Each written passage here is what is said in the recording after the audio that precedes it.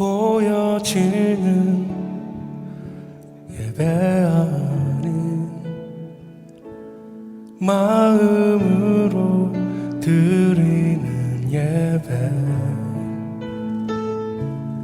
노래하는 찬양보다 삶으로 고백되는 예배, 나를 위한 예배 아닌 주님 뜻을 향한 예배, 내 마음과 정성 다하여서 주 앞에 드려지는 예배,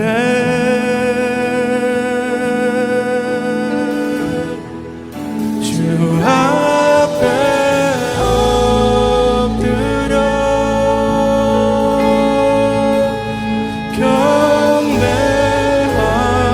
경배합니다. 온전한 예배, 내 맘의 예배, 내 모든 것 받기 합당하신 분, 주 앞에 엎드려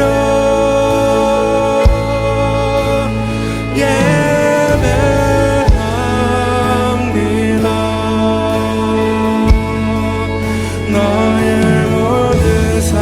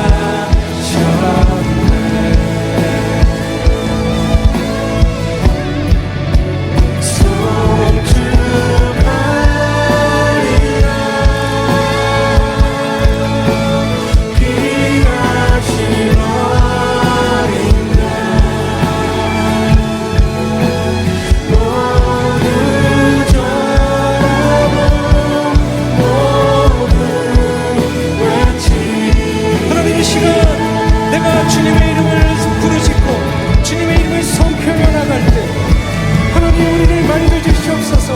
하나님, 나를 새롭게 하여 주시옵소서. 주님, 부활의 능력으로 나를 다시 한번 회복시켜 주시옵소서. 내가 넘어질지라도 하나님, 그래도 승리하실 주님을 바라보며 다시 한번 일어날 힘을 허락하여 주시옵소서.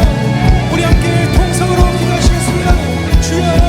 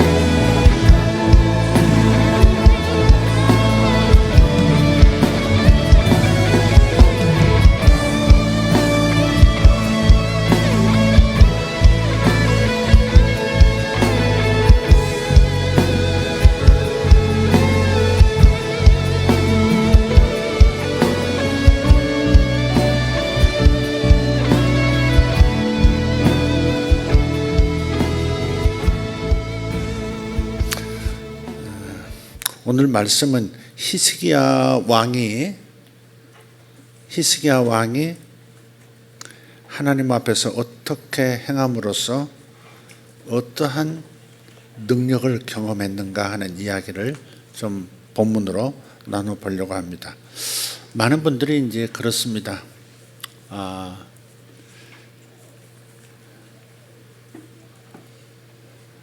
하나님 앞에서 뜻을 세워요. 인생에 대한 뜻을 세워요. 꼭 하나님 앞이더라도 모든 사람들은 뜻을 가지고 자기 인생에 어떤 뜻을 세우는 일을 첫째로 하고 있습니다. 그런데 그 뜻이라고, 자신이 세우는 마음의 뜻이라고 하는 것, 그걸 보면 하나님과 관계가 없을 때가 많아요. 그저 내가 잘 되기 원합니다. 그저 내 삶의 어려움이 해결되기 원합니다. 이것이 제 뜻입니다. 이것이 제 목표입니다. 그래 하나님 앞에 제안하는, 하나님 앞에 아뢰면서 도움을 청하는 그런 기도들, 그런 뜻을 하나님 앞에 제시할 때가 많습니다. 그러나 일상적인 이러한 기도로부터 시작해서 어느 날 갑자기 하나님의 뜻 하나에 몰두하는, 하나님의 뜻 하나만을 붙들고 하나님의 그 뜻이 이루어지기를 원한다고 나설 때가 있더라 하는 겁니다. 성경에도 있고요, 우리 현실에도 많은 성도들 가운데도, 주의 종들 가운데도 그런 일들이 있습니다. 그래서 그 삶의 결과들을 보면 다르더라는 거죠. 다르더라. 그 하나님의 뜻을 붙들기 이전에 일상에서 늘 기도하는 기도를 했던 사람들이 기도 응답을 받고 하나님의 복을 받는 수준과, 어느 날 하나님의 뜻을, 오직 하나님의 뜻을 붙들고 하나님의 뜻이 이루어지기만을 간절히 갈망하는 그런 사람이 되었을 때 그 다음에 나타나는 삶의 결과가 천지 차이로 달라지더라 하는 겁니다. 저는 여러분이 지극히 일상적인 기도를 통해서 하나님과 친밀해지기를 바라고 하나님의 복을 받기를 원합니다. 복을 받기를 원합니다. 아멘이 적는 것 같아. 복을 받지 말기를 바랍니다. 그럼 복을 받으시기 바랍니다. 그런데 거기에 머무르지 말고 아버지의 뜻이 하늘에서 이루어진 것 같이 땅에서도 이루어지기를 원합니다. 그런데 아버지의 뜻이 땅에 이루어지는데 제가 거기에 헌신하겠습니다. 저의 모든 것을 쓰십시오. 저의 생명, 저의 인생, 그리고 저의 재물, 제 모든 것을 쓰십시오. 이렇게 했던 분이 누구시죠? 우리 주님이시죠. 나는 내 뜻을 이루려고 온 것이 아니라 아버지의 뜻을 이루려 왔다 그러셨어요. 예수님은 출생부터가, 아니 잉태되신부터 죽음을 맞이하실 그 인생 전체 한 덩어리 전체가 하나님 앞에 드려진 그야말로 제물이었습니다. 하나님의 뜻을 위해서 드려진 희생 제물이 예수님의 인생이었습니다. 그리고 그분께서 지금 누리시는 영광이라고 하는 것은 우리가 다 헤아려 알 수 없을 만큼의 놀라운 영광이시죠. 땅에서는 찌끼처럼 대우를 받으셨지만, 그러나 하나님 나라에서 그분이 얼마나 높으신 고귀한 이름으로 보이는 세계와 보이지 않는 세계의 모든 생명들이 그분의 이름 앞에 무릎을 꿇고 그분의 통치를 기꺼이 받아들이고 그분의 심판도 받아들이는 그런 영광스러운 이름을 가지신 분으로 하나님 보좌 우편에 계시는 겁니다. 그리고 저리로서 산자와 죽은 자를 심판하러 오시는 그러한 영광의 무게를 지닌 그런 분이 되셨습니다. 인간으로서 하나님이셨지만 100% 인간이 되셔서 그 모든 길을 걸으시고 인간으로서 가장 영광스러운 지위, 영광스러운 그러한 권능의 통치자의 모습으로 지금 계시는 거예요. 온 세계 수십 개국에, 아니 모든 나라죠. 모든 200여 국이 넘는 유엔에 속한 200여 국이 넘는 국가로부터, 국가의 수많은 당신의 아들, 딸로부터 영광을 받고 계시잖아요. 그분 앞에는 모두가 무릎을 꿇고 머리를 숙이는 겁니다. 그 일이 이제 그저 소수로 끝나는 것이 아니고, 그저 다수로 또만 머무는 것이 아니고 온 나라가 그렇게 된다고 요한계시록 11장 15절에서 말씀을 하고 계세요. 7째 천사가 나팔을 불매 하늘에서 큰 소리가 선포되는데, 이제 세상 나라들이 우리 주와 그 그리스도의 나라가 되어 세세토록 영원토록 다스리시리라는 선언이 나와요. 그렇게 되어진다는 겁니다. 그렇게 되어지는 것을 하늘에서 이미 보았고 결정됐을 뿐만 아니라 하늘에서 이미 성취되었다는 겁니다. 이제 그 일을 이제 교회들과 함께 주님께서 이 땅에서 현실 속에서, 이 물리적인 차원 속에서 다 이루실 겁니다. 주님께서 우리의 모본이세요. 근데 주님만 그러신 거냐? 그렇지 않습니다. 인생을 하나님 앞에 하나님의 뜻에 자기 인생 전체를 드린 사람의 삶의 결과가 그 이후에 그의 영광스러움이 어떻게 드러나느냐. 아브라함도 그렇습니다. 하나님께서 아브라함을 통해서 이루시고자 하는 어떤 일이 있으셨죠. 그것을 아브라함에게 계시해 주셨을 때 아브라함은 나이 75세에 인생 궤도를 수정한다는 건 쉽지 않습니다. 사람이 제일 평안하고 제일 뭐랄까요? 안식을 누릴 때가 그때일 수 있습니다. 나이 90 넘고 100세 되신 분들께 몇 세로 돌아가고 싶으냐고 물어보면 거의 대부분이 65세에서 70세 이렇게 얘기하신다는 거예요. 왜 그러냐? 아니 20세로 돌아가지 않으시고요? 아니 10대로 돌아가고 싶지 않으세요? 그 건강한 몸? 그렇지 않다는 거예요. 여러분이 80 되셔가지고 요 얘기가 꼭 기억나길 바랍니다. 아, 그때 그 말이 맞았구나. 다들 80은 무난하게 다 넘기실 줄 믿습니다. 80도 안 되셨는데 골골하시는 분들 보면 너무 안타까워요. 그 이제 60이 넘어가면 사람들이 이제 자식 교육 다 끝난 거예요. 시집장가도 대부분 이제 다 보냈어요. 그리고 아주 뭐 특별한 병이 든 몸이 아니라면, 고생한 몸이 아니라면 웬만해서는 이제 마음이 평안하고 삶의 모든 일들이 이제 책무가 다 끝났기 때문에 마음도 평안해질 뿐만 아니라 아직 큰 중내산해하는 병이 들어오기 전 단계가 바로 그때. 지혜는 무르익을 대로 무르익었어요. 인생의 모든 숙제들이 끝났을 뿐만 아니라 자식을 자기 가정을 이루고 살아가도록 만드는 데까지 다 했잖아요. 손주 낳는 것 낙도 누리고 자식들이 살아가는 것도 낙을 누리는 그 단계. 수고가 아니라 이제는 열매를 거두는 단계라는 거죠. 인생에서 젊은 때가 좋다고 하지만 좌충우돌의 계절입니다. 우리 돌이켜보면 그때 왜 그런 선택을 했지? 내가 왜 걔들하고 어울렸지? 내가 왜 그렇게 살았을까? 이럴 때가 굉장히 많습니다. 저도 있습니다. 그래서 젊은 시절이 그렇게 다시 산다 해도 우리가 살아봤기 때문에 다른 선택은 할 수 있지만 다시 살아온 기억을 잃고 그 나이로 돌아간다면 또 같은 실수할 가능성이 대부분 많습니다. 대부분 그 선택을 하고요. 그 길을 떠갈 겁니다. 그러니까 살아보니까 그게 아니더라. 인생이란 건 이런 거더라 하는 지혜가 생겨도 무르익는 시대가 그때란 말이에요. 기억이 아직 생생하고요.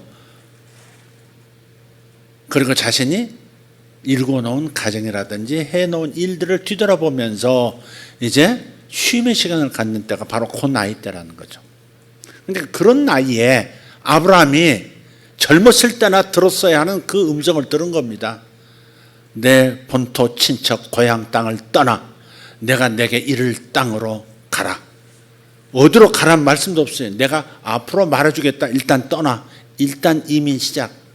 모든 것 다 팔고 모든 정리 인간관계 다 끝내고 75세에 65세의 아내와 함께 정말 새로운 자식들이 있는 것도 아니고 이제 나이 들어가는 75세와 65세 부부가 전혀 생면부지의 땅으로 출발한다는 건 쉬운 일이 아니죠. 그러나 하나님의 뜻이 그러하다는 말씀을 들었을 때 그 뜻에 자기 인생을 헌신하는 겁니다.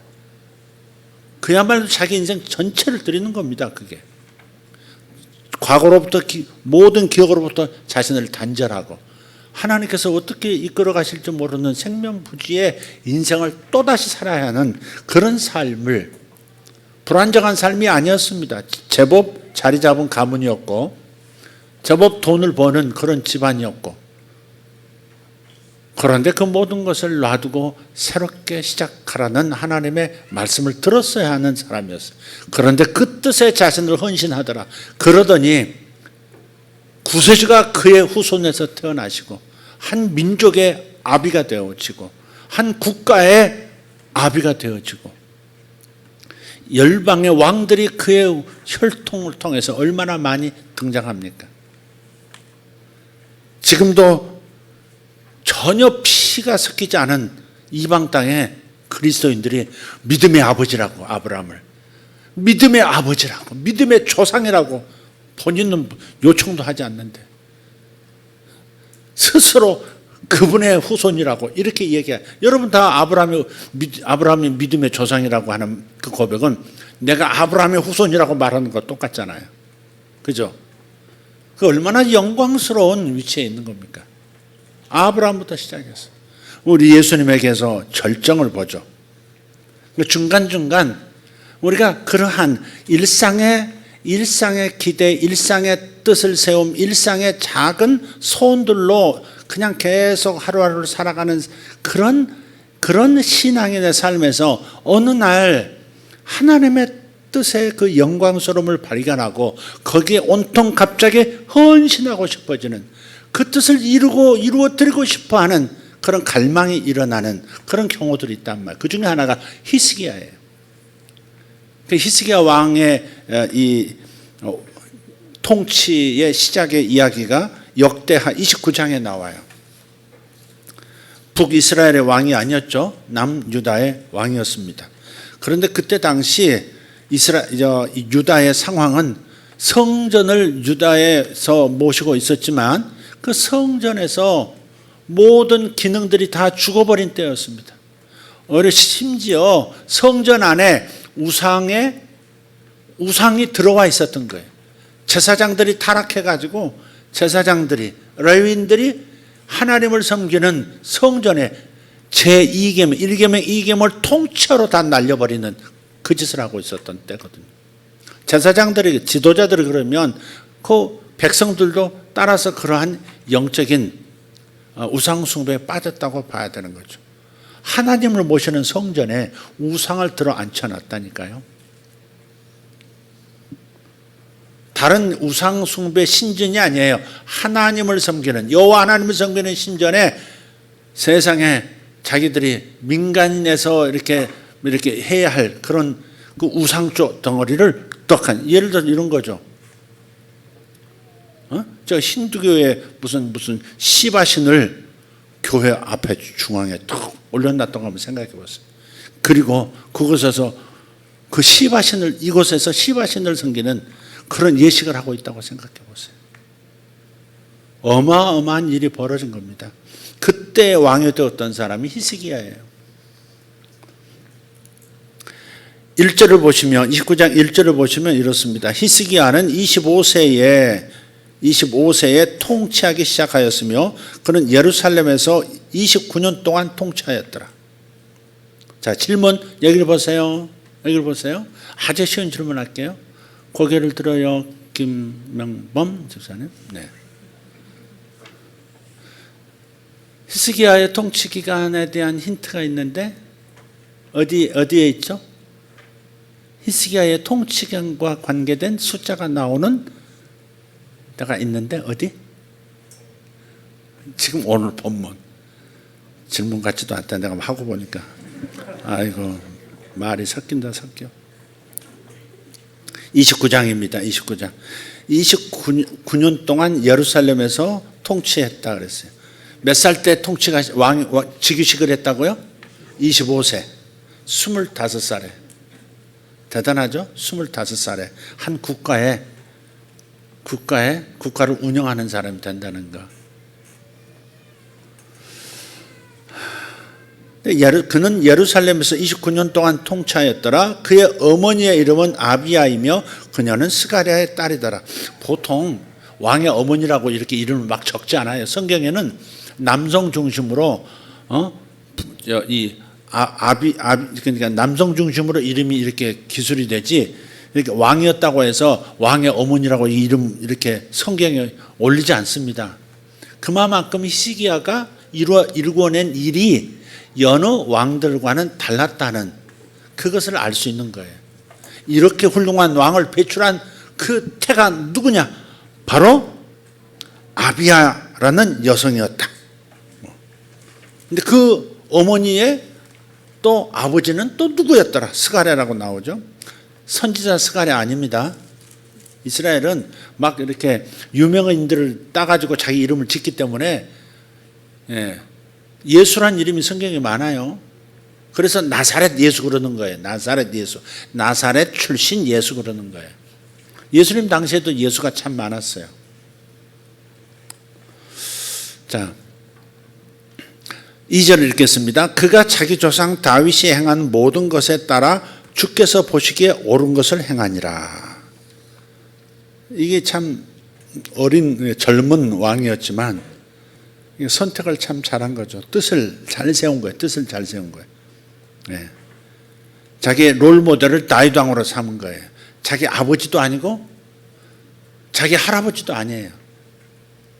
사실은 통치를 잘 못했고 그 다음에 우상숭배가 많았단 말이에요. 도대체 아버지가 어떤 왕이었길래 자기 아버지 시대에 우상이 여호와를 섬기는 그 거룩한 성전에 들어와 있단 말이에요. 그래서 다윗이 행한 모든 것을 따라 주께서 보시기에 옳은 것을 행하니라. 사람 보기에 옳은 게 있고요, 주님 보시기에 옳은 게 있어요. 대개 주님 보시기에 옳은 것은 사람 보기에도 옳은 것일 가능성이 매우 많지만 그러나 그렇지 않은 경우도 많아요. 사람의 눈치를 보고 사는 사람, 사람을 의식하고 사는 사람이 있는가 하면 주님을 의식하고 사는 사람들이 있죠. 자존심으로 사는 것이 아니라 주존심으로 사는 사람, 자기를 높이기 위해서 사는 사람이 아니라 주님을 높이기 위해서 사는 것, 그런 마음, 그게 주존심이죠. 주존심. 자존심이 아니라 주존심. 예수 믿는 사람은 주존심을 가져야 할 줄 믿습니다. 자존심 내세우는 사람, 그거 참 대개 이제 거기까지 하겠습니다. 또 까는 누구를 우리 서로 까면서 살고 그러지 않도록. 하여간 주존심은 맞습니다. 아멘. 여러분, 주존심이 있어서 주님을 높이는 마음, 주님을 가장 귀한 분으로 여기는 마음이 있어서 예배 온 줄 믿습니다. 예배 더 오셨으면 좋겠습니다. 집에서 예배 드리지 마시고 오셨으면 좋겠습니다. 주는 기뻐하실 것 같아요. 그래서 히스기야가 3절부터 보면 성전을 정결케 하는 어떤 대역사를 시작해요. 왕권을 갖는다는 것이 보통 일이 아니죠. 왕권을 가져도 너무 신하들의 힘이 강하고 이 나라 자체가 망가져 있으면 왕권을 발휘하기도 좀 쉽지가 않지만, 그러나 히스기야는 그 일을 해내요. 자기 통치 제1년에, 자신의 통치 제1년 첫째 달에, 그것도 첫째 달 25세 즉위하자마자 그냥 첫 달에 해버린 일이 있습니다. 주의 집 문들을 열어 성전의 모든 문들을 다 엽니다. 그게 은밀하게 닫혀져 있어요. 사람이 출입도 하지 않아요. 우상 숭배자들 그 안에서 이상한 짓을 하고 있어요. 양을 피우고 이상한 짓을 하고 있어요. 우상 숭배를 하고 있는 거예요. 공개할 수도 없는 그런 이상한 일들을 주의 성전에서 하고 있었던 겁니다. 그래서 제사장들과 레위 사람들을 데려다가 동쪽 거리로 함께 모은 뒤에 5절, 그들에게 이르되 너희 레위 사람들아 내 말을 들으라.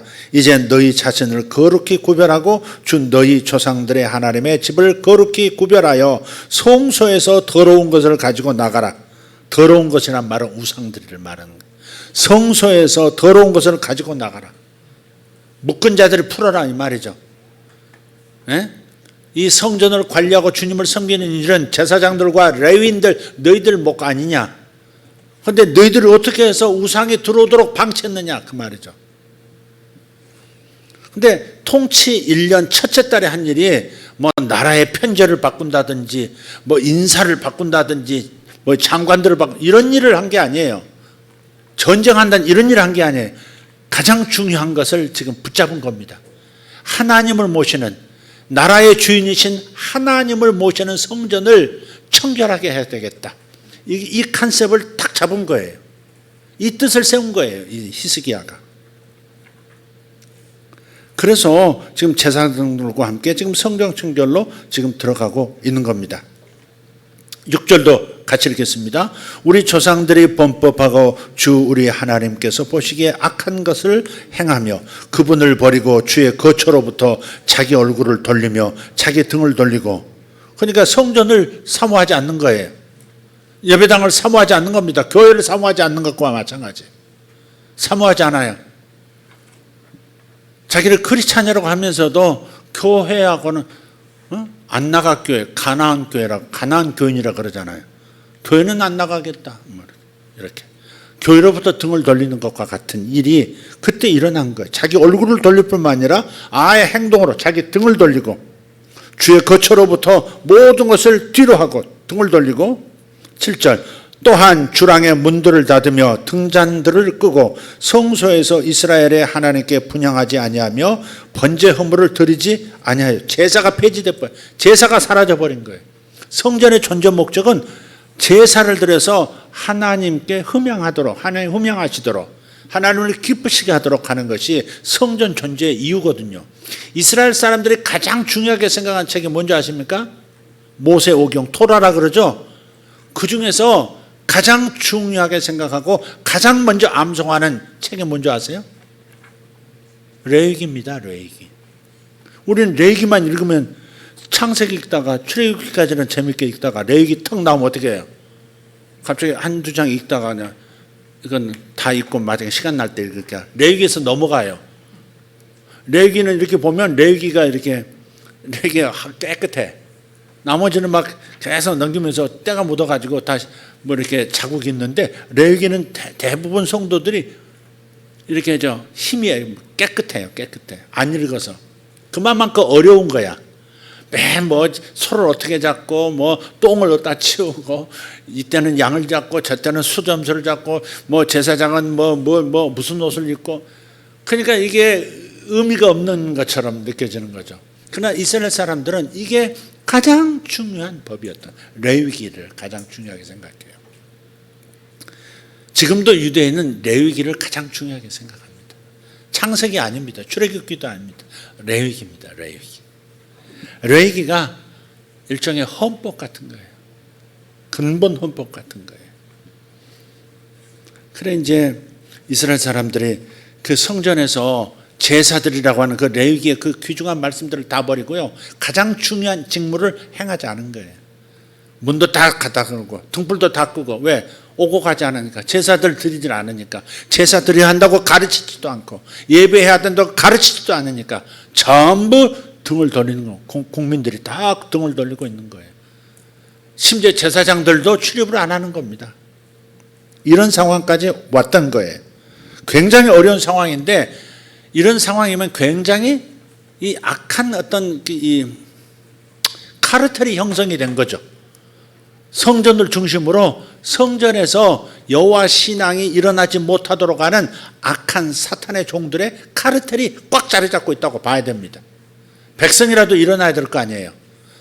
다른 지도자들은 일어나야 될 거 아니에요. 모든 걸 샤랍을 시켜버린 상태란 말이에요. 히스기야가 25살에 그것도 즉위한 지 첫 번째 달에 이것부터 치고 들어간 겁니다. 가장 중요한, 가장 사탄의 가장 괴수가 있는 그 현장부터 들어가서 우상을 치워버리는 거예요. 8절입니다. 그러므로 주의 진노가 유다와 예루살렘에 임하였고 너희가 너희 눈으로 보는 바와 같이 그분께서 그들을 넘겨주사 고난과 놀랄 일과 비웃음거리가 되게 하셨느니라. 야, 역사를 봐라. 역사를 봐라. 왜 주변 나라에 의해서 이스라엘이 멸망당하고 유다가 이렇게 다른 나라의 강대국에 의해서 이렇게 어려움을 겪고 심지어는 사람들도 다 끌어다가 특히 부녀들을 끌어다가 노예로 끌고 가는 일들이 얼마나 많았냐 하는 얘기를 하고 있는 겁니다. 왜 이런 일이 벌어졌느냐? 객관적으로 생각해봐. 지금 이 얘기하고 있는 겁니다. 9절입니다. 같이 읽읍시다. 보라, 이것으로 인해 우리 조상들이 칼에 쓰러지고 우리 아들, 딸들과 아내들이 포로가 되었느니라. 역사적 현실인 거예요. 이것 때문에 우리나라가 망했다는 거예요. 보라, 이것으로 인해 그러잖아. 이것이 뭐, 이것으로 인해가 뭐야? 성전에서 제사가 끊어졌다, 이게. 성전에서 하나님 예배하는 게 끊어졌다, 이게.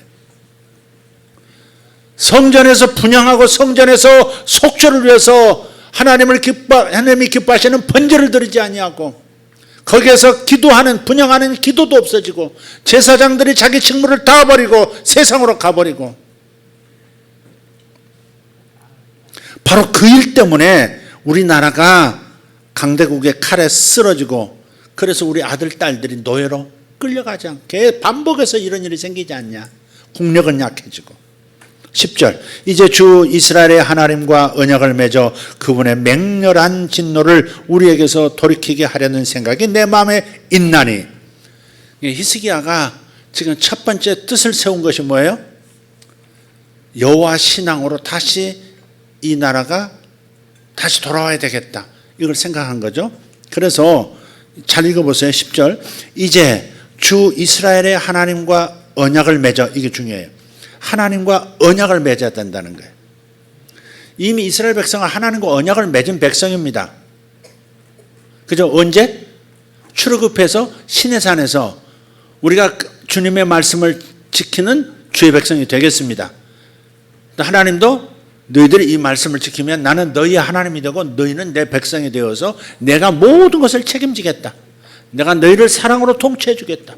그 말씀을 언약을 맺은 거예요. 그런데 이 언약이 다 깨져버렸어요. 그래서 언약을 갱신해 다시 언약을 새롭게 끄집어내서 다시 그 언약을 가지고 모든 사람들이 몰수에 모여서 하나님 앞에 이 하나님을 섬기는 신앙으로 돌아가야 한다. 돌아가게 해야 한다. 그 생각이 내 마음에 들어왔다는 거예요. 하나님과 언약을 맺어서 그분의 맹렬한 진노를, 이게 나라가 망가지도록 하는 이 하나님의 진노를, 보여주시지도 않는 이 하나님의 맹렬한 진노를 우리에게서 돌이키게 하려는 생각이 내 마음에 있나니. 이 땅에서 벌어지는 이 비참한 일, 이 나라에 벌어지는 이 비참한 일들은 하나님의 진노를 샀다. 그래서 하나님의 진노를 산 이유가 뭐냐? 성전에서 제사가 폐해졌고 기도가 사라졌고 성전으로 백성들이 찾아오질 않는다. 예배하러 찾아오질 않는다. 그것 때문에 이런 일이 벌어진 것이다. 원인을 정확하게 진단하고 지금 해답을 지금 찾아가는 중인 거예요. 그래서 하나님의 진노를 어떻게 하면 우리에게서 돌이켜서 우리의 적들에게 쏟아지게 하고 우리는 하나님의 사랑을 받고 하나님의 복을 받는 국가로 다시 재탄생할 것인가 하는 그 생각이 내 마음에 들어왔다. 이 말. 내 마음에 들어왔어. 이게 중요해요, 여러분. 하나님과 새롭게 언약을, 하나님의 마음과 내 마음이 일치하는 그게 언약이죠. 언약. 언약하는, 부부간에도 언약할 때도, 결혼식 때 언약할 때 그러잖아요. 내가 당신을 검은 머리가 팥뿌리가 되도록, 옛날 버전으로 말하면 검은 머리가 팥뿌리가 되도록 이렇게 당신을 사랑하고 당신만을 사랑하고 내가 정조를 지키고 당신을 기쁘게 하는 사람이 되겠습니다. 서로 그런 거 하잖아요. 그러니까 마음과 마음이 공명하는 거죠. 이게 하나님의 마음으로, 하나님이 기뻐하시는 마음으로 우리가 다 돌아가겠다. 요 생각이 내 마음에 들어왔다는 거예요. 그래서 여러분이 기도할 때도 그저 내 마음, 내 형편, 내 상황, 내 어려움만 말하는 그러한 관계로서의 기도가 아니라 하나님의 마음과 내 마음이 같이 막 징징징징 울리는, 공명하는 거대한 우주와도 같은 하나님의 그 마음이 내 마음속에서 같이 그냥 하나님의 심장과 내 심장이 같은 박자로 이렇게 같은 리듬으로 훅훅훅훅 하는 그런 상황들이 있어야 된다 이거죠. 근데 히스기야에게 그 마음이 들어왔어요. 그 생각이 내 마음에 있나니 내 아들들들아, 지금 제사장과 백성들을 향해서 말하는, 제사장들, 레위인들, 백성들을 향한 겁니다. 이제 게을리하지 말라. 주께서 이미 너희를 택하사 자신 앞에 서서 자신을 섬기게 하시고 이로써 너희가 그분을 섬기며 분향하게 하셨느니라 하니라. 그래서 그때부터 시작해서 우상을 드러내기 시작합니다. 우상을 드러내고요. 그러다 보니 다시 성전의 제사가 회복되는 역사가 일어납니다. 20절 19절도 읽어볼까요? 또 아하스 왕이 통치할 때 범법하면서 내버린 모든 기구도, 성전의 제사의 기구, 성전 기구도 막 내다 버린 거예요. 팔아먹고 막 외국이 공격해 오면 봐달라고 그냥 성전에 막 기구들을 막 다 모아가지고 한 보따리 금을 싸가지고 은을 싸서 보내고 말이죠. 이 내버린 모든 기구도 우리가 다 정비하고 거룩히 구별하였나이다. 보소서 그것들이 주의 제단 앞에 있나이다. 다시 만들어서 다시 제작해서 다시 구별을 하는 겁니다. 그리고 히스기야가 성전 청결만 한 게 아니라 성전 예배, 성전 제사 예배를 회복합니다. 20절부터 그때 히스기야 왕이 일찍 일어나 도시의 치리자들을 모으고 주의 집으로 올라가니 그들이 수소 7마리와 수장 7마리와 어린 양 7마리와 수점소 7마리를 가져다가 왕국과 성소와 유다를 위해 죄 헌물로 삼으니라. 죄속함의 헌물로 하나님 앞에. 그가 아론의 아들들인 제사장들에게 명령하여 주의 제단 위에 그것들을 드리게 하니 번제로 드렸습니다. 다 해서 제사를 피를 뿌리고 죄속함을 받는 그런 제사의식을 예배를 쫙 드리고요. 그랬더니 백성들도 이제 움직이기 시작해요. 그게 저 뒤로 가서 32절 읽어보겠습니다. 32절. 31절부터 읽겠습니다. 그때 히스기야가 응답하여 이르되 이제 너희가 너희 자신을 거룩히 구분하여 주께 드렸으니 가까이 와서 희생물과 감사 헌물을 주의 집으로 가져오라 하매 회중이 희생물과 감사 헌물을 가져오되 마음에 원하는 자들이 다 번제 헌물을 가져오니라. 회중이 가져온 번제 헌물의 수는 수소가 70마리요 수장이 100마리요 어린 양이 200마리였는데 이것들은 다 주께 번제 헌물로 드리는 거예요. 번제 헌물이라는 게 뭐예요? 통째로 태워서 하나님께 드리는 거예요. 다 사라지는 거예요. 소 한 마리 값이 얼마인지 모르겠어요. 그때 당시 지금 소값이 귀하듯이 그때 당시 소값도 귀하겠죠. 아마 더 귀할 수도 있겠죠. 더 비쌀 수도 있겠죠. 소, 양들 번제로 하나님께 드리는 것은 완전히 거기서 일부분 고기를 취해서 제사장이 먹고 화목제물처럼 제사장과 드린 자나 이웃들이 함께 고기 나눠 먹는, 하나님도 드시고 나머지 고기는 우리끼리 또 먹고, 이런 게 아니라고요. 완전히 태워서 그냥 소진하는 거예요.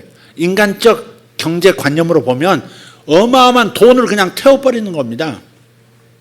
주식 그냥 싹 이렇게 태워버리듯이 다 이렇게 태워서 없어지는 거예요. 낭비처럼 보이죠.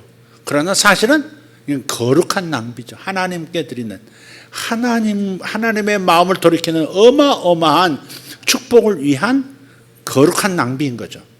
우리가 헌금 드릴 때도 어때요? 어떻게 보면 생산적인데 드리는 것 같지가 않아. 여기서 뭐 이렇게 헌금을 하면 이거 가지고 돈을 불려서 이자가 돌아온다든지 뭐 그런 것도 아니야. 다 소진이 돼요.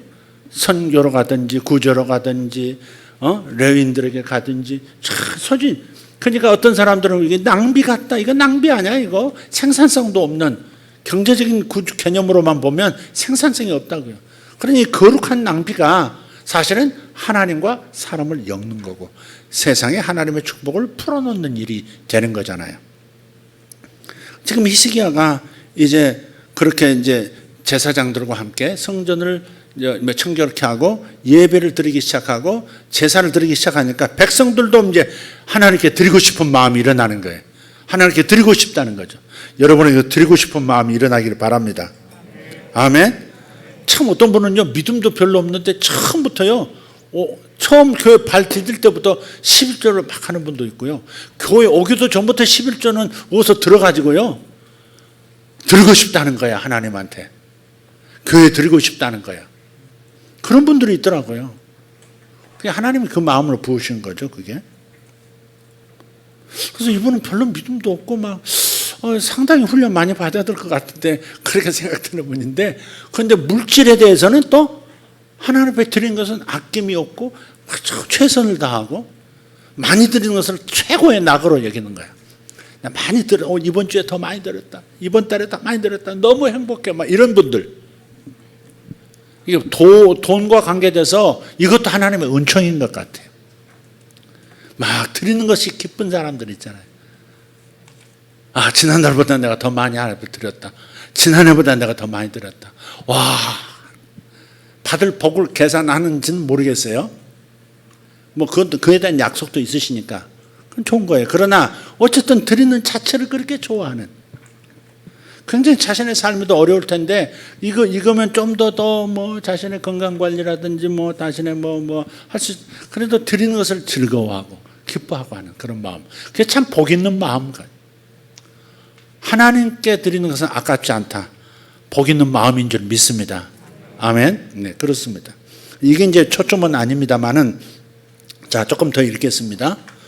자, 32절. 회중이 가져온 번제 헌물의 수는 숫소가 70마리요. 아까 읽었죠. 그 다음, 자, 33절. 또 그들이 거룩히 구분한 것들은 소가 600마리요, 양이 3000마리요. 점점 규모가 커져요. 34절. 그러나 제사장들의 수가 너무 적어. 왜? 성전 제사를 드리지 않으니 다 고향 앞으로, 다 세상으로 뭐 운전이나 해야지, 뭐 나가서 뭐 장사라도 뭐 이거 다 이제 뿔뿔이 흩어져 버린 거죠. 하나님에 대한 마음이 식으니까 제사장들이 설 위치가 없어지고 성전의 일이 사라지니까 제사장들이 제사장 노릇을 못 하니까 제사장 되려고 하질 않는 거죠. 네.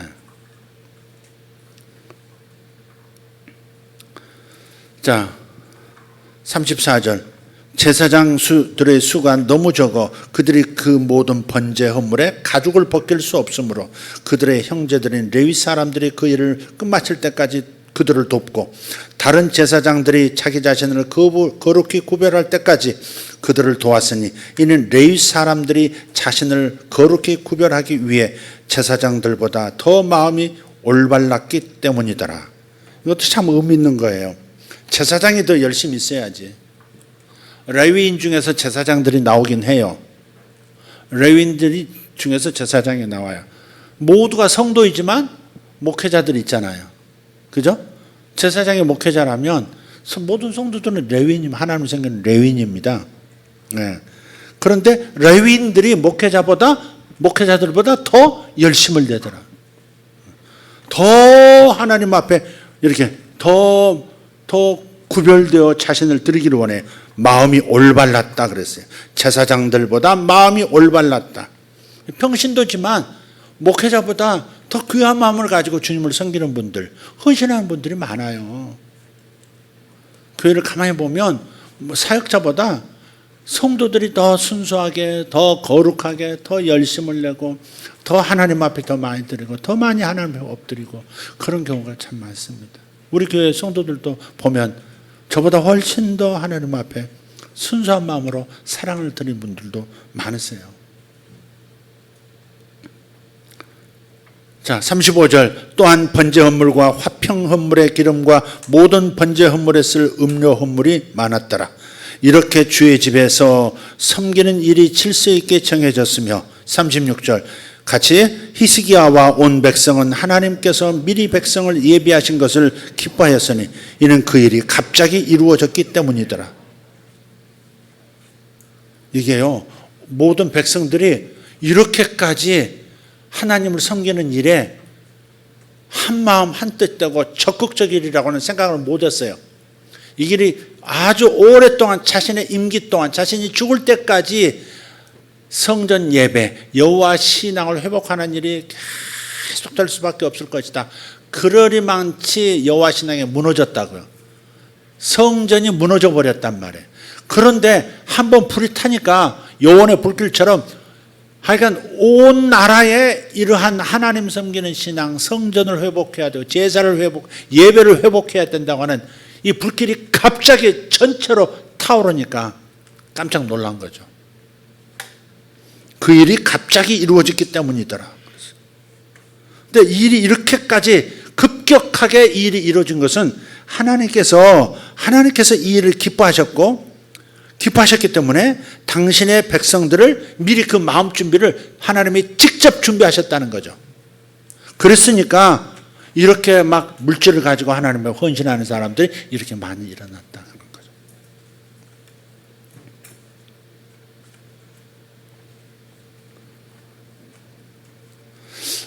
저 어렸을 때만 해도 시골 가보면 돼지 한 쌍 키우면서 1년에 한 차례 뭐 이렇게 새끼를 갖게 해서 몇 마리 낳고 그것도 막 한 1, 2년 키워가지고 뭐 한 마리씩 두 마리씩 시장에 내다 팔아가지고 장날에 끌고 가가지고 그래서 자식 학비 되고 또 한 마리 팔아서 그 다음 자식 학비 되고 뭐 이런 식으로 소 한 마리 그 새끼 낳은 거 송아지 한 마리 팔아가지고 딸 시집 보내고 이런 식으로 그렇게 많이 옛날에 그렇게 확 이렇게 지금처럼 그 동물들도 가축들도 이렇게 번성시키는 기술이 없어가지고 그냥 자연 임신, 자연 출산 뭐 이런 거에 많이 기댔단 말이에요. 그러다 보니까 소 한 마리 백성들이 가져오고 양 한 마리 끌고 온다는 게 보통 문제가 아닌 거죠. 이게 보통 큰 헌신이 아닌 거예요. 이게.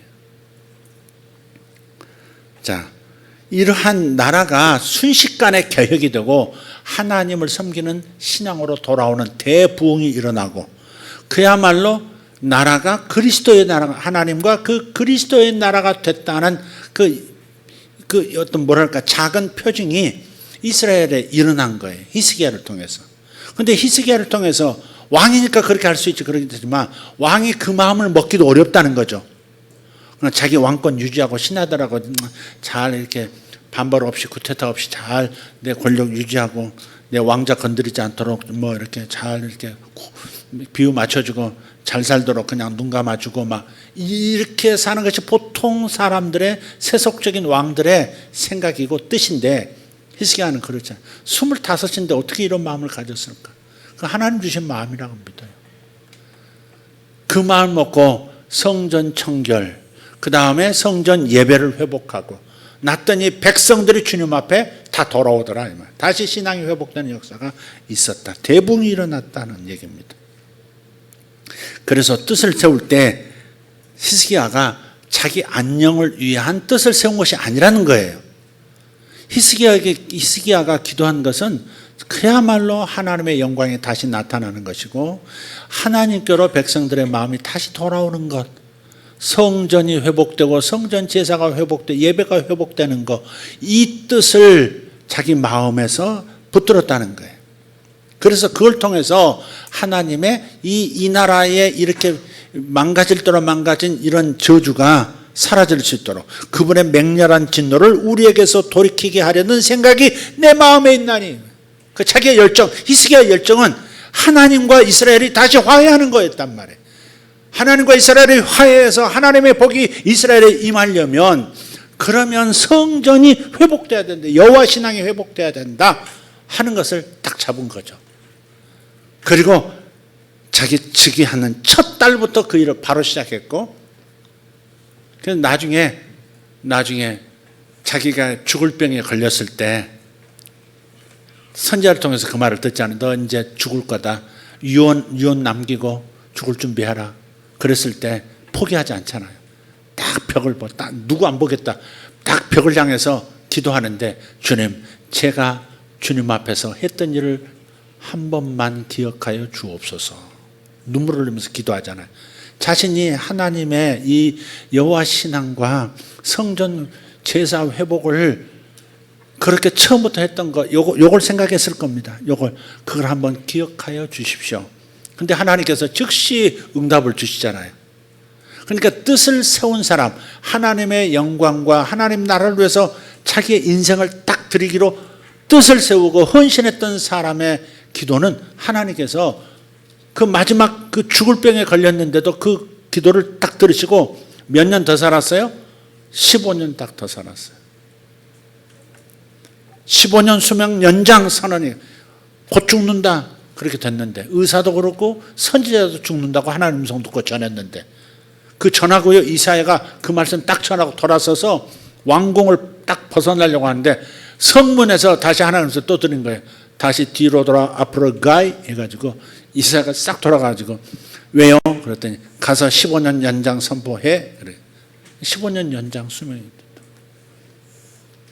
그러니까 자기 뜻을 하나님 앞에서 이루어달라고 세우는 사람의 기도와, 이 기도는 처음에 우리가 유약했을 때 어린 신앙에서는 필요해. 지금 장성에서도 이 기도가 필요하죠. 이런 기도. 내 사업을 도와주세요. 뭘 도와주세요. 그러나 같은 사업을 하더라도요, 하나님의 뜻이 뭔가, 하나님이 나를 이 땅에 이 시대에 보내시고 이 시점에서 내가 이 도시에서 이 나라에서 이렇게 살고 있는 거, 이 교회에서 있는 이유가 뭘까? 돌이켜보고요. 진짜 하나님한테, 표현 좀 이상하지만 진짜 거룩한 빅딜을 한번 할 필요는 있다는 겁니다. 인간적으로 아이고 하나님 저 복 주셔서 사업 성공시켜 주시면 하나님 헌금 많이 할게요. 이런 게 아니에요. 이런 그건 많은 사람들이 그렇게 기도합니다. 당신 자녀의 기도 제목이 뭐예요? 그러면 목회자는 말고요. 고생하는 건 싫다. 목회자는 말고 그냥 장로가 돼서 교회를 잘 섬기고 헌금 많이 하고 이런 목표를 가지고 크리스찬 엄마들이. 근데 어머니들도 그렇지만은 당사자도 그런 거예요. 많이 해서 하나님께 많이 드리겠습니다. 이렇게는 말하는 사람 많아요. 대부분이 그렇게 말해요. 하나님 많이 축복해 주세요. 그 다음에 이런 수준으로 계속 드릴 테니까 그거 가지고 시비 걸지 마시고요. 이런 사람은 없어요. 더 많이 주시면 많이 드리겠습니다. 이러지. 그러나 완전히 자기 생명을 드리듯이 제가 교회 세우겠습니다. 이거 우리 조금씩 이렇게 모아가지고 이렇게 예쁜 예배당 하나 짓는 거 되게 그렇게 생각하지. 제가 이걸 하겠습니다. 이런 사람이 별로 없어요. 근데 간혹 한국 교회에 그런 분, 한국 교회만 아니라 외국 교회도 마찬가지예요. 그런 간증을 들어보면 제가 성전은 제가 짓겠습니다. 필사적으로 그 하나님 앞에 하나님 뜻을 세우고 탁 드릴 때요. 그 지역에 그런 웅장한 교회가 세워지고 했을 때 그 자체로도 메시지거든요, 사실.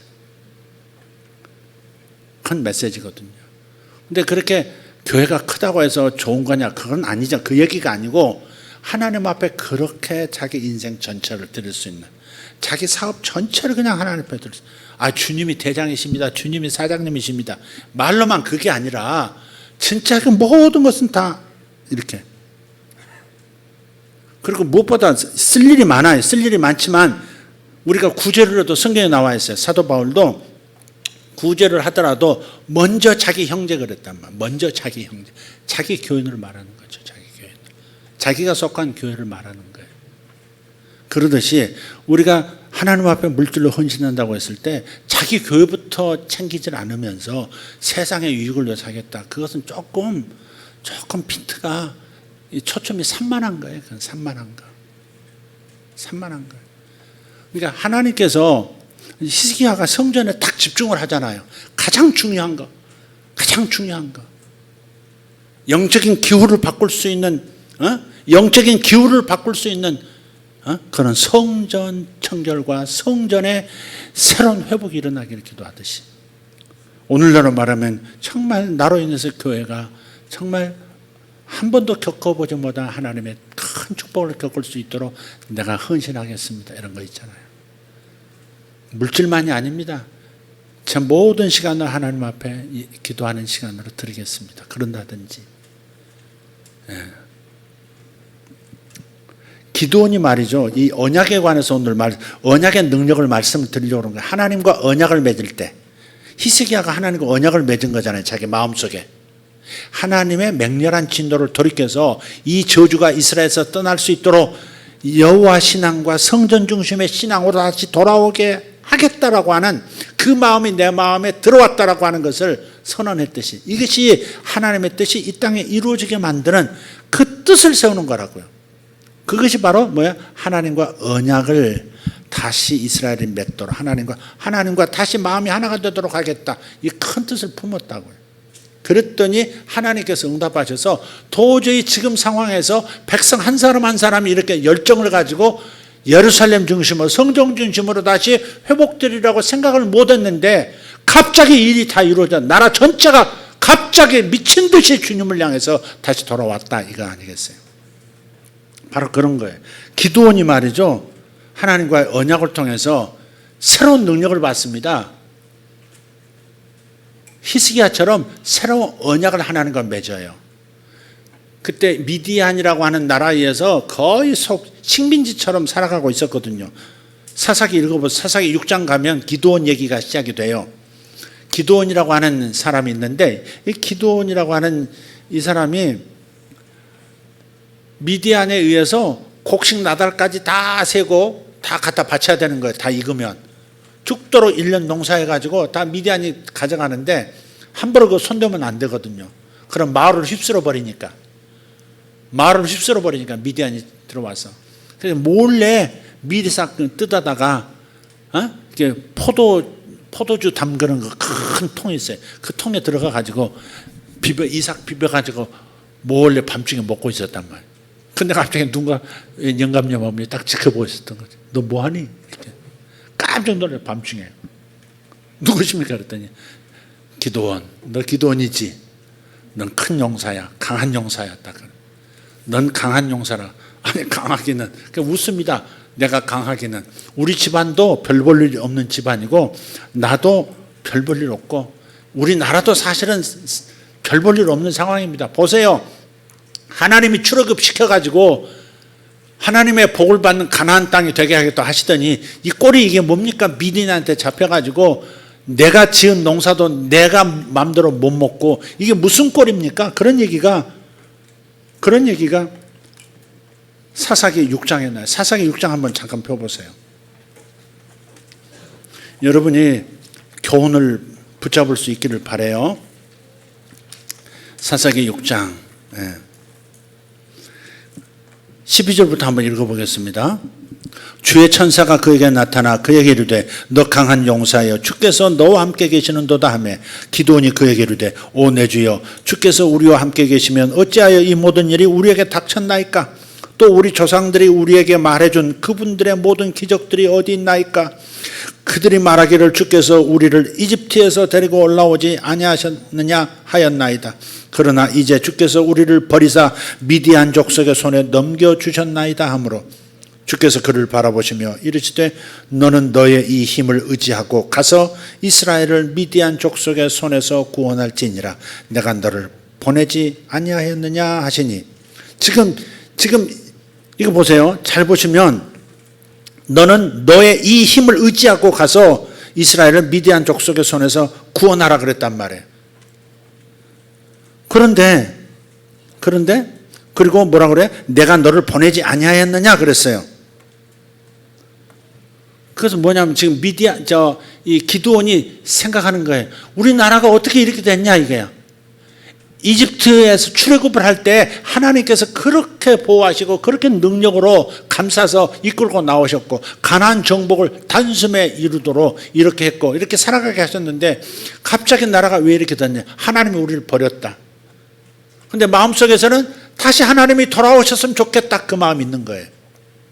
하나님이 다시 이스라엘로 눈을 향하시고 얼굴을 향하사 당신의 은총을 베풀어 주시기를 원하나이다는 마음이 이 속에 있는, 이게 바로 너의 힘이라는 거예요. 이게 뜻을 세우는 거죠. 자기도 모르게 자기 생각으로만 알았는데 사실 하나님께서 뭐라고요?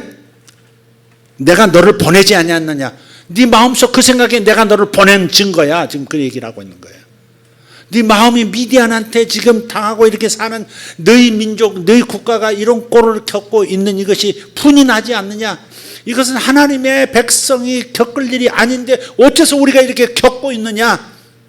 그 생각 자체, 이건 아니야 라고 하는 그 생각이 하나님이 너를 선택해서 너를 하여금 미디안으로부터 이스라엘 구원하라고 파송한 증거다. 지금 그 얘기하고 있는데 기도는 그 못 알아먹는 거예요. 자기 속에 일어나는 이 뜻을 세운 이것이 이 거룩한 목적을 가진 이것이 바로 하나님의 모든 능력을 끌어올 수 있는 중요한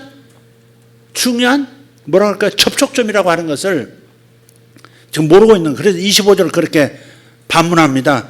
그가 그분께 이르되 오 내 주여 내가 무엇으로 이스라엘을 구원하리이까? 보소서 내 가족은 므낫세 안에서 가난하며 나는 내 아버지 집에서 가장 작은 자녀이다 하며 계속해서 작다 못났다 그 얘기만 합니다. 근데 하나님께서 내가 한 사람을 치듯이 미디안 족속을 치리라 그랬어요. 한 사람 이겨먹듯이 네 혼자서 미디안을 작살낼 수 있어. 지금 그 얘기를 하고 있으니까 17절에 이 사람이 기드온이 갑자기 마음에 불이 붙었어요. 뭔가 확신이 들어오기 시작하는 겁니다. 그러니까 자기가 했던 이 나라가 이 꼴로 있어서는 안 된다라고 하는 이 생각이 자기 생각이 아니라 주님께서 주신 생각이었나 보다를 지금 확인하면서 마음에 불이 붙는 거예요. 가능할 수 있다 하는. 그런데 기드온이 뭐라 그런지 아세요? 17절, 이게 중요해요. 그가 그분께 이르되 이제 내가 주의 눈앞에서 은혜를 입었거든 주께서 나와 얘기하고 계신다는 표적을 내게 보이소서. 원하건대 내가 내 예물을 가지고 주께로 와서 그것을 주 앞에 둘 때까지 이곳에서 떠나지 마소서 하니 그가 이르되 내가 다시 올 때까지 내가 기다리리라 하니라.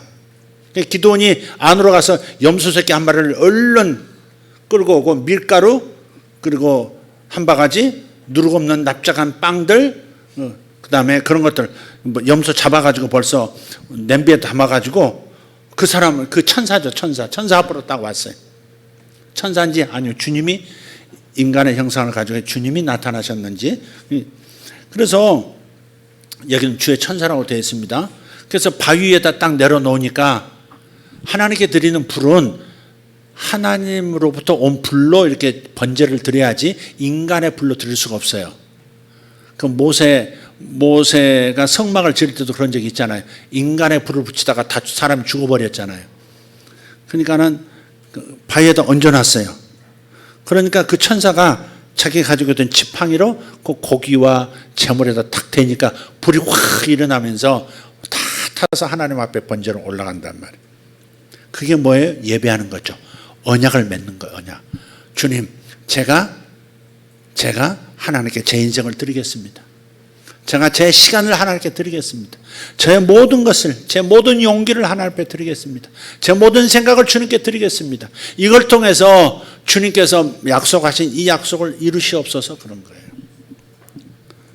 그리고 실제로 기드온에게 능력이 임해서 미디안으로부터 가장 오랫동안 주변 국가로부터 가장 오랫동안 사사시대 때 자유를 얻고 오히려 더 그들로부터 조공을 받는 그런 축복된 사사의 기간이었거든요. 12사사 중에 기드온 때가 가장 길었어요.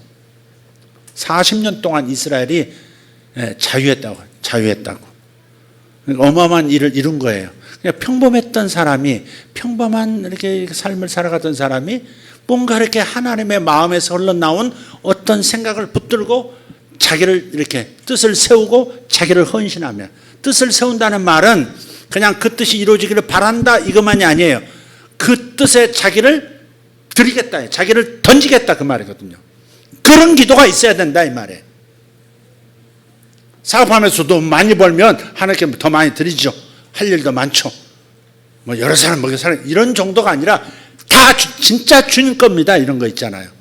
자기 인생을 바쳐버리는, 자기 목숨을 던져버리는 그런 기도. 그런 기도가 사업가에만 필요한 게 아니에요. 사역자에게도 그런 기도가 있을 때 역사가 일어나더라고. 여지껏 보지 못했던 어떤 하나님의 역사가 갑자기, 아까 히스기야 때 백성들 갑자기 이 일이 이루어졌다 그랬는데 갑자기 이루어진 걸 보니까 하나님이 다 하셨네 이런 거잖아요. 바로 그런 일이 일어나요. 사람으로 살 수 없는 일들이, 자기 능력으로 할 수 없는 어떤 능력들이 나타나기 시작해요. 우리나라를 가만히 보면 지금 히스기야도 그렇고요. 제사로 돌아가는 거잖아요. 제사를 통해서 언약을 맺는 거잖아요. 기드온도 제사를 통해서 언약을 맺는 거잖아요. 근데 시편 50편 5절을 보면요. 희생제사로 나와 언약을 맺은 백성이다 그랬어요. 내 성도들을 모으라. 희생제사로 나와 언약을 맺은 백성이다. 그러니까 하나님 앞에 제사를 통해, 예배를 통해서 혹은 기도를 통해서 언약을 맺는 거예요. 주님, 제가 다 주님께 제 인생을 드리겠습니다. 사실 물질 드린다 그 말은요, 제 인생 드린다 그 말이죠. 제 시간 드린다, 그건 제 인생 드린다 그 말이죠. 이런 정도의 딜을 할 수 있냐 하는 거죠. 그것도 없으면서 요셉처럼 살게 해주세요. 요셉이 되게 해주세요. 뭐가 되게 해주세요. 막 그러는데 진짜 목숨을, 자기 인생을 드리는 거 있잖아요. 그런 기도를 하나님께서 단 한 사람만이라도 그 기도를 들으면 뭔가 세상이 달라질 수도 있죠. 정말 하나님의 능력은 무한한데 그렇게 헌신하는 사람, 그렇게 하나님과 언약을 맺으려고 하는 사람이 없어서 안 되는 거죠.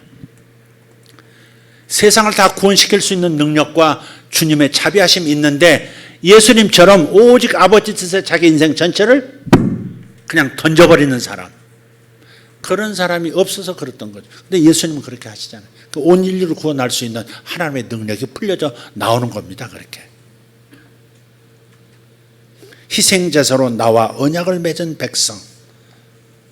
자기를 희생해서 자기 인생을 다 드림으로써 언약을 맺는 백성.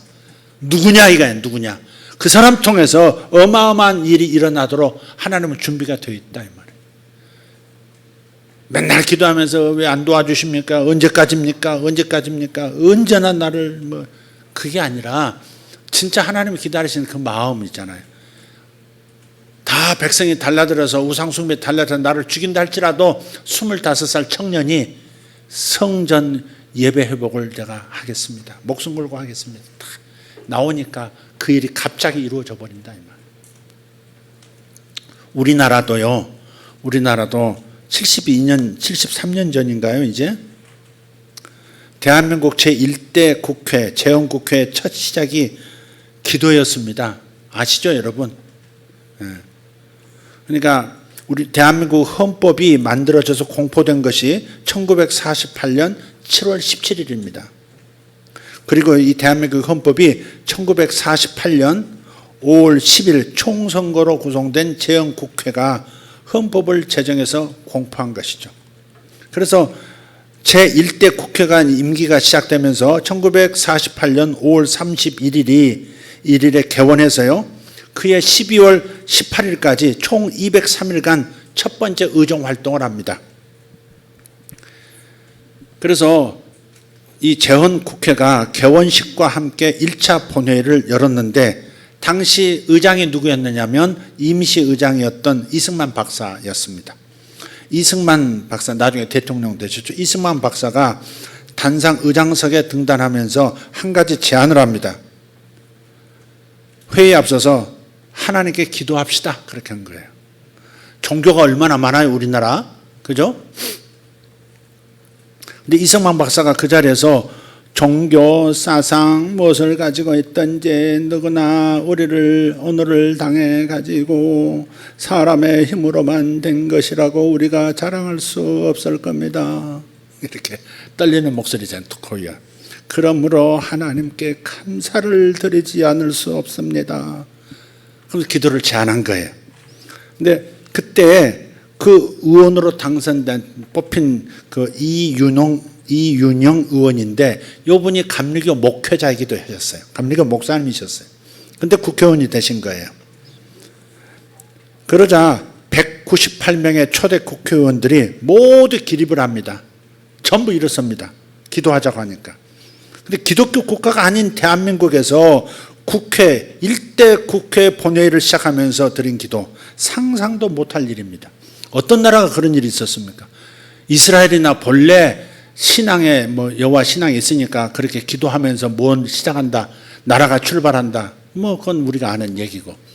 미국도 그랬습니다. 미국도 청교도들이 와서 하나님 앞에 먼저 헌신하고 하나님 앞에 기도드리고 이 땅을 주님 앞에 드립니다. 그러면서 시작을 했죠. 영국이나 그랬을까? 그래서 재헌국회 이윤영 국회의원의 그 기도문이 이렇습니다. 한번 읽어드릴게요. 하나님이시여, 이로부터 남북이 둘로 갈리어진 이 민족의 어려운 고통과 수치를 신원하여 주시고, 좀 이렇게 중략하겠습니다. 우리 민족, 우리 동포가 손을 같이 잡고 웃으며 노래 부르는 날이 우리 앞에 속히 오기를 기도하나이다. 거룩하신 하나님의 뜻에 의지하여 저희들은 성스럽게 택함을 입어가지고 민족의 대표가 되었습니다. 이제 이로부터 국회가 성립되어서 우리 민족의 염원이 되는 모든 세계 만방이 주시하고 기다리는 우리의 모든 문제가 원만히 해결되며 또한 이로부터서 우리의 완전 자주 독립이 이 땅에 오며 자손 만대에 빛나고 푸르른 역사를 저희들이 정하는 이 사업을 완수하게 하여 주옵소서.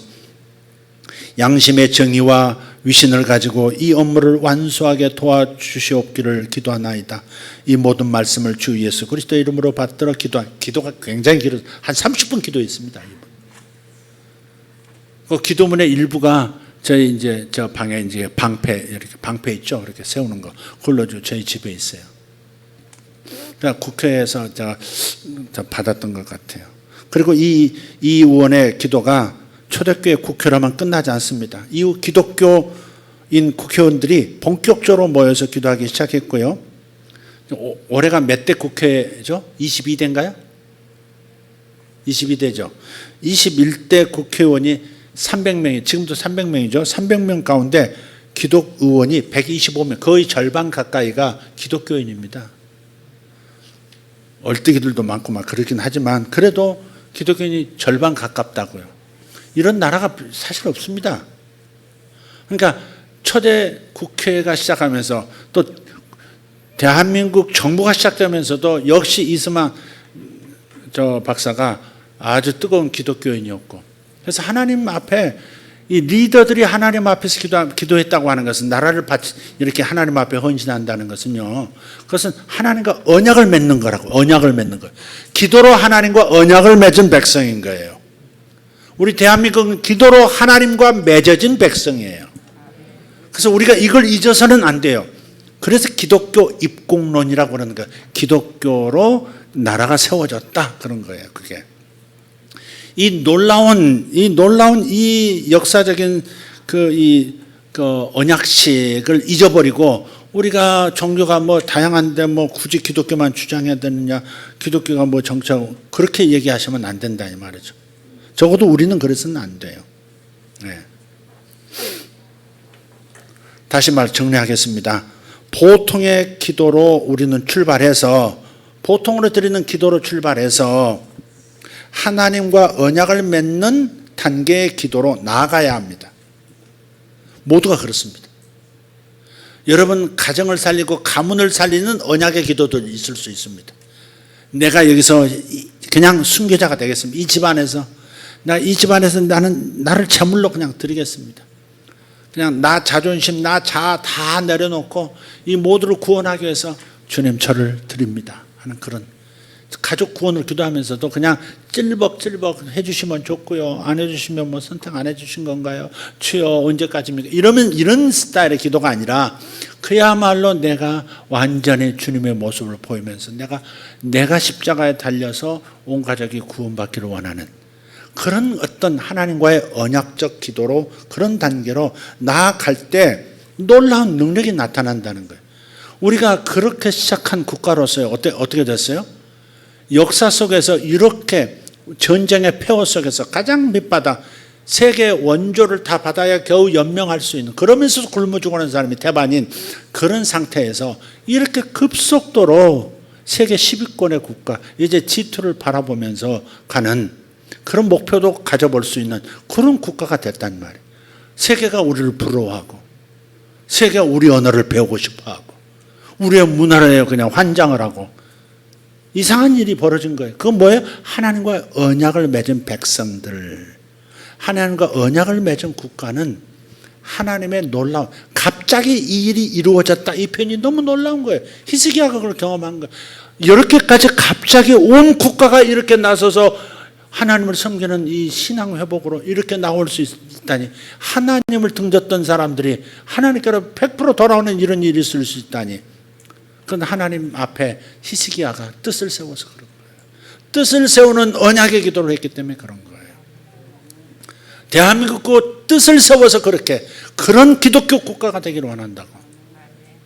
여왕이 다스리는 나라가 있고 천왕이 다스리는 나라도 있는데, 주님이 다스리는 나라가 왜 없을 수 있겠어요?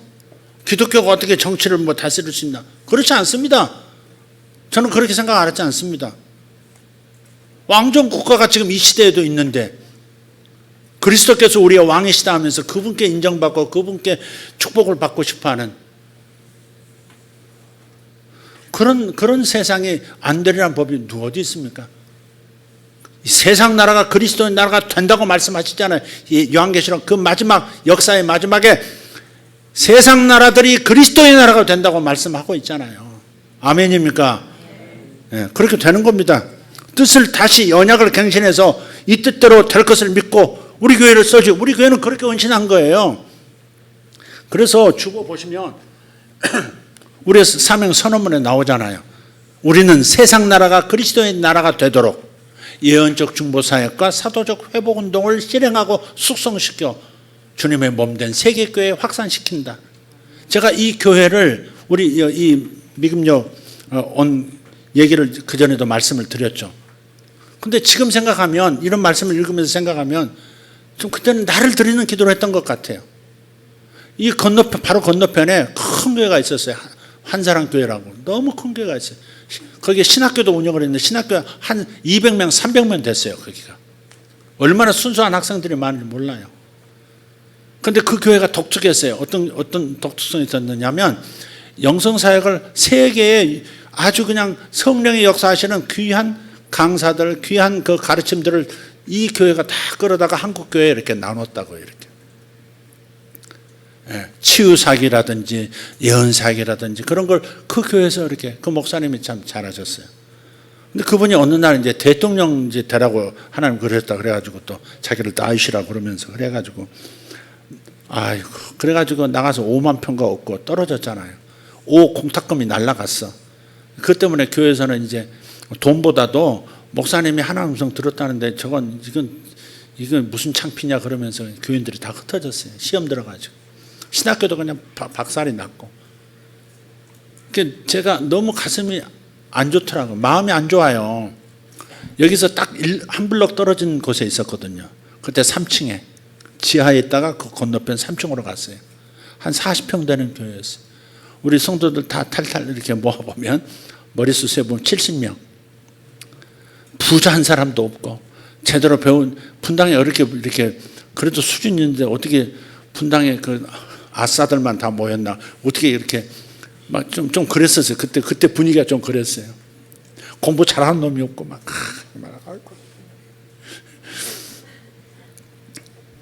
그래서 막 내가 부족하니까 교인까지 다 부족하네. 어떻게 하면 좋나? 목사가 부족하면 성도들이라도 좀 똑똑해야 되는데 막 이러고 막 몸부림에도 잘 안 되고 막 자꾸 갈등만 일어나고. 그런데 제가 이 교회가 무너진 걸 보면서 내가 탄식을 했어요. 탄식을. 우리 교회가 지금 잘 되고 안 되고가 문제가 아니라 세상에 저렇게 좋은 영성사역을, 저런 신령한 사역을 한국에 공급하던 교회가 무너지다니. 막 그래서 탄식이 나서 이런 기도를 했어요. 하나님 앞에. 정말 그때 당시는 저한테는 큰 기도였어요. 주님, 저는 작은 자였죠. 기도원이 말했는데 나는 강한 자, 큰 자가 아닙니다. 나는 있고 내 꼬라지가 아무것도 아닙니다. 난 집안 배경도 없고 학문 배경도 없고 뭐 연줄도 없고 뭐 아무것도 교인도 없고 뭐 어쩌고 저쩌고 그렇게 그 상태가 저였어요. 그런데 그 기도를 어떻게 했나 모르겠어요.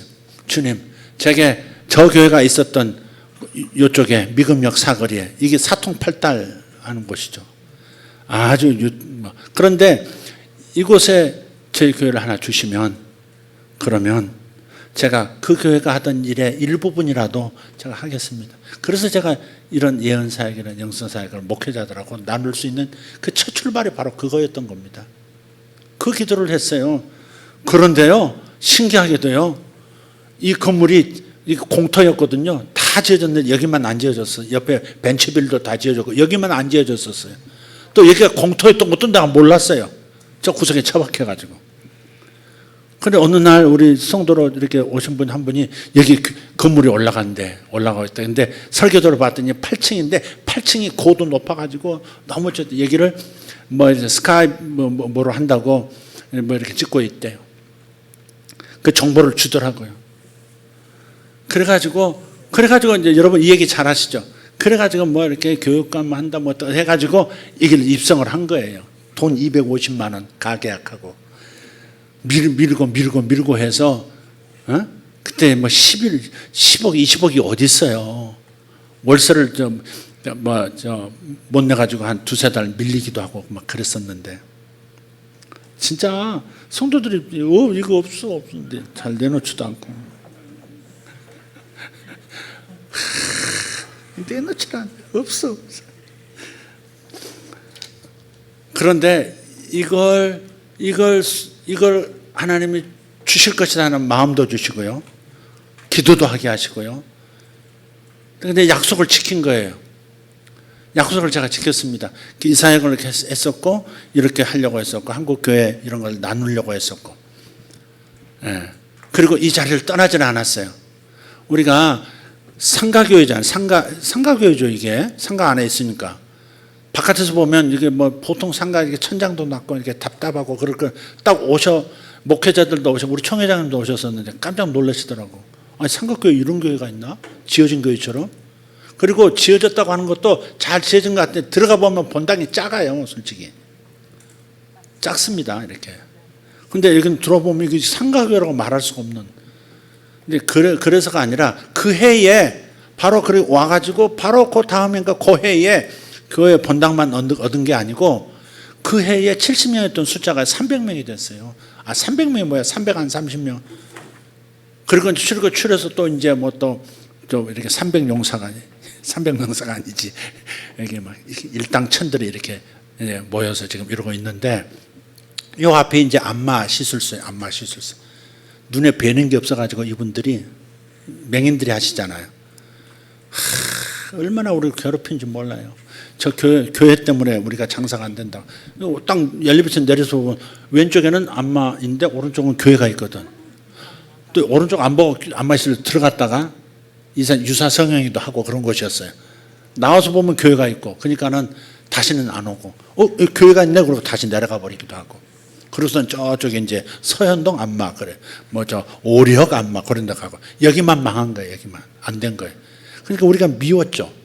얼마나 괴롭힌지도 몰라요. 예배도 방해하고.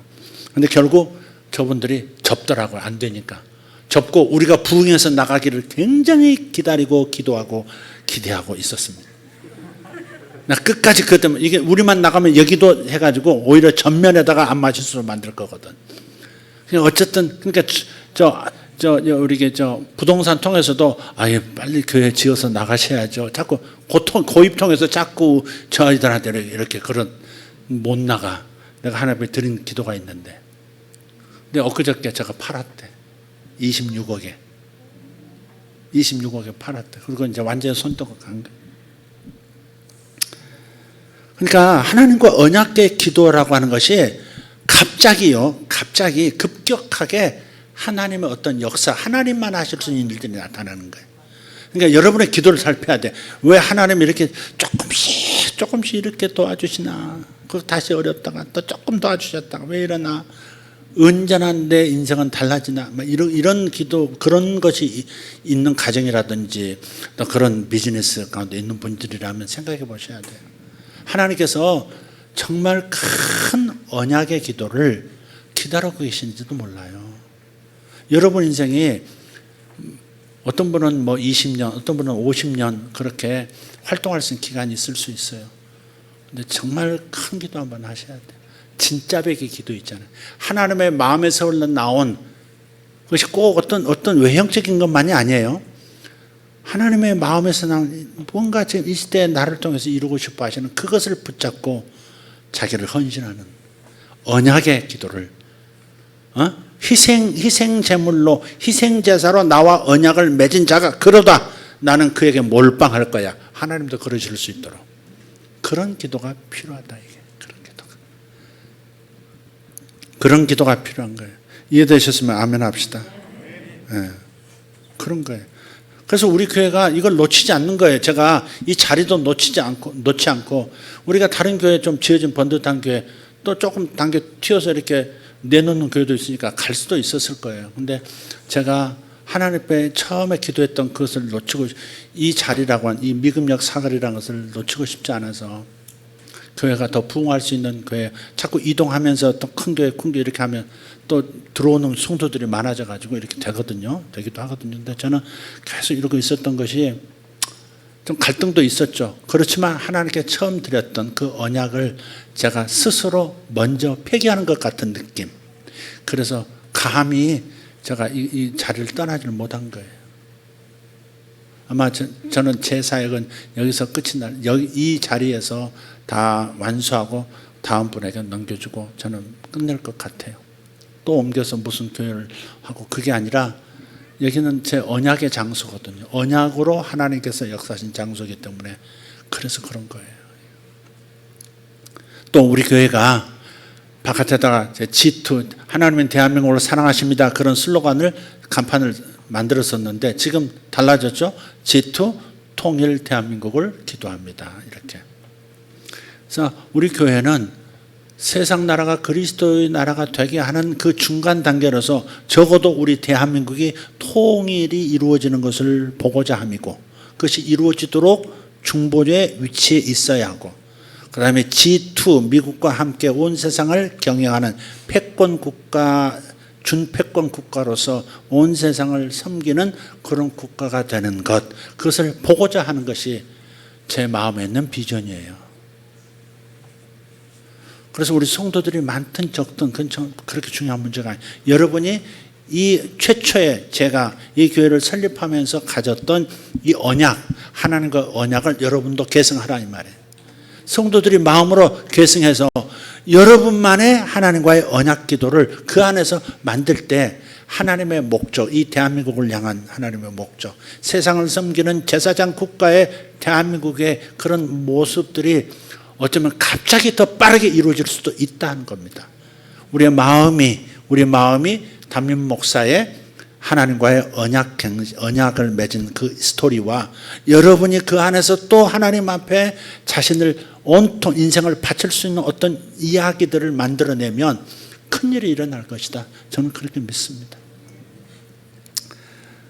제가 너무 스스로 과대하게 생각하는 거 아닌가 모르겠습니다만은, 그러나 여지껏 하나님께 하신 일을 보면 그것이 작은 일은 아닌 것 같, 이렇게 제만의 환상 속에서 지금 하는 얘기는 아닌 것 같습니다. 여러분, 오늘 설교 정말 길었는데 다음 그 대신 금요일은 30분만 하겠습니다. 제발 짧게 해달라고 우리 아내는 성도들의 집에 가면 12시 다 된다 난리인데, 오늘은 제가 긴 거 알면서도 여기까지 오느라고 좀 끌었습니다. 히스기야에서 너무 끌은 것 같습니다. 기도하겠습니다. 뭔가 받으셨나요? 받으셨나요? 여러분이 여러분 안에 욕망이 있잖아요. 욕망이 나쁜 거 아니에요. 욕망 없으면 세상 일이 어떻게 이루어지겠어요? 공부는 어떻게 하겠으며, 돈은 어떻게 벌겠어요? 욕망이 있어야 있는 거죠. 그러나 여러분이 생각했던 욕망의 결과보다 훨씬 큰 일들이 일어날 수 있다는 사실에 여러분 마음을 조금 더 열어보라 이 말이에요. 자기가 경험했던 세상 수준, 그리고 자기가 경험하고 가질 수 있는 비전의 크기보다 훨씬 다른 일들이 일어날 수 있는, 내 인생에서 상상도 못할 일이 일어날 수 있는 그런 여지들이 여러분에게 잠재되어 있다고요. 하나님과 여러분 사이에 있어요. 근데 여러분이 하나님의 어떤 마음을 여러분이 붙들고 여러분의 인생을 좀 다 들여보면 어떨까? 교회를 위해서, 하나님 나라를 위해서 여러분의 인생을 그냥 목숨을 한번, 자기 남은 인생을 한번 다 던지겠다. 다 누리지 못해도 요거는 내가 꼭 한번 하나님 앞에 드리고, 내가 이렇게 갈망하는 요것이 이루어지는 것을 꼭 보고 싶습니다. 그런 거 있잖아요. 하나님과 언약 기도의 능력을 경험할 수 있기를 바랍니다. 기도하십시다. 다 같이 일어나실까요? 주님 감사합니다. 히스기야가 25살에 나라와 하나님 사이를 회복시키고자 하는 거룩한 마음을 품었습니다. 뜻을 세웠습니다. 그리고 그는 그 젊었을 때 그 일이 즉시 일어나는 것을 경험했습니다. 기도원이 그 젊고 어린 나이에 하나님과의 언약의 제사를 통해서 나라를 구출하는 리더가 되었습니다. 이스라엘이 40년 동안 평안하도록 만들었던 위대한 사사가 되었습니다. 우리에게도 하나님 예수 그리스도의 하나님 아버지와의 언약을 통해서 온 세상에 구원받는 위대한 일이 일어났듯이 우리 각자에게 주님의 그 놀라운 희생의 제사, 십자가의 희생의 제사 안에서 우리가 또한 우리의 십자가를 지고 인생을 드린다고 하나님 앞에 약속드리고 그 길에 헌신함으로써 각자의 인생의 대폭발, 하늘나라의 폭발이 이 땅에 일어나게 만드는 하나님의 종들 되게 하여 주시옵소서. 폭발이 일어나기 원합니다. 한 사람 한 사람, 한 가정 한 가정에 정말 위대한 인생에서 다른 인생들에서 볼 수 없는 오직 내 가정에서 내게서만 일어나는 엄청난 영적 핵폭발이 일어나는 것을 하나님 경험하게 하여 주시옵소서. 성도들 모두가 그러한 단계의 기도를 드릴 수 있도록 주님 저들을 이끌어 주십시오. 저들을 이끌어 주십시오. 저들의 눈을 열어 주십시오. 저들의 마음을 열어 주십시오. 여지껏 하나님 앞에 헌신했다고 하는 것이 얼마나 하찮은 기도를 했었는지 알게 해 주시옵소서. 얼마나 목숨을 내거는 기도가 아니었는지, 자기 인생을 얼마나 부분적으로만 드리고자 했었는지, 얼마나 얄팍한 기도만 드렸었는지 알게 해 주십시오. 그리고 자기 목숨을 드리는 기도, 자기 인생을 드리는 기도, 인생의 모든 시간들을 하나님께 드리겠다고 약속하는 그러한 조우가 일어나게 하여 주시옵소서. 성령이여 역사하여 주시옵소서. 성령님만이 하실 수 있습니다. 성령님만이 저들이 가능성에 눈을 뜨게 만들 수 있고 그런 기도를 드릴 수가 있습니다. 아버지, 희생제사의 언약으로 맺어진 관계들 되게 하여 주시옵소서. 젊은이들에게 일어나게 하여 주시옵소서. 여기 있는 어린 영혼들에게도 하나님 앞에 자기 인생을 드리는 일들이 일어나게 하여 주시옵소서. 그리고 하나님의 놀라운 기적을 보게 하여 주시옵소서.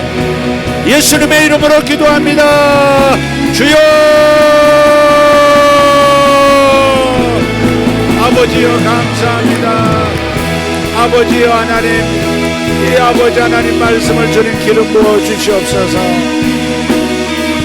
아버지, 오늘 나눈 이 말씀을 기름 부어 주시옵소서. 저들 심령 안에서 이상한 일이 일어나게 없어서, 기도원 안에 이상한 일이 일어났듯이 히스기야, 젊은 히스기야 안에 이상한 마음이 들어왔듯이 저들에게도 하늘의 마음이 들어오게 하여 주옵소서. 하나님의 마음이 들어가게 하여 주시옵소서.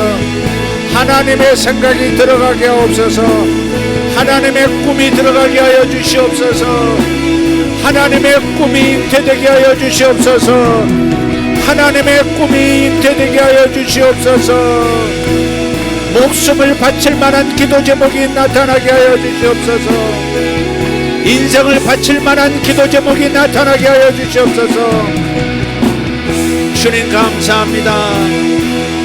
다 기도하세요. 다 기도하세요. 다 기도하세요. 인생을 바칠 만한 기도 제목이 나타나게 하옵소서. 진짜 나를